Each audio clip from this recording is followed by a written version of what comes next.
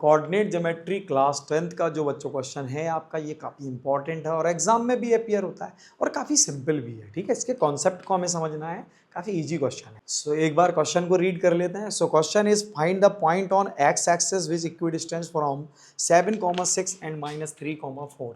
तो बच्चों हमारे पास कोई एक पॉइंट होगा P that is lie on x axis. तो याद रखिएगा, कभी भी एक्स एक्सिस का कोई पॉइंट बोला जाए दैट पॉइंट इज x,0।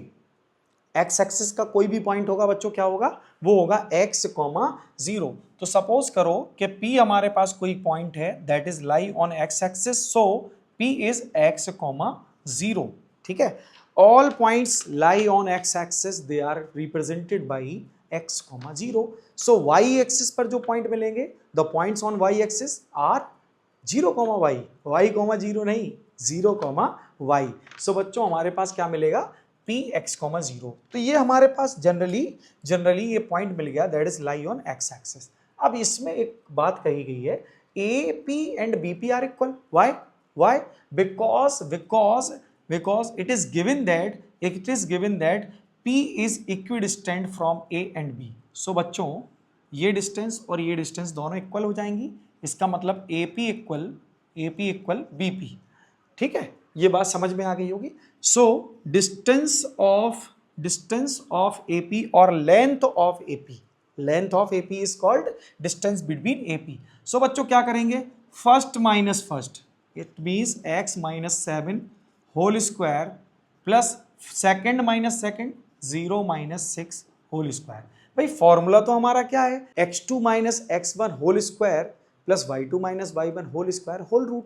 लेकिन हम क्या करेंगे, हम थोड़ा अलग टाइप से इसको सोचेंगे, first minus first whole square and second minus second whole square. ठीक है बच्चों, ऐसे ही यहां भी तो यही होगा, फर्स्ट माइनस फर्स्ट और first minus first, x -3 means +3 whole square plus 0-4 whole square.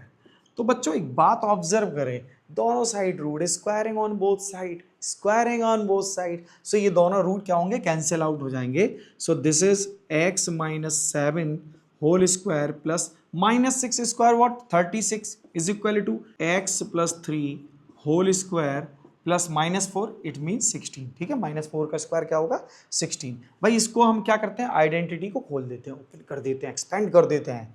So x square plus 49 minus 14x plus 36 is equal to x square plus 9 plus 6x plus 16।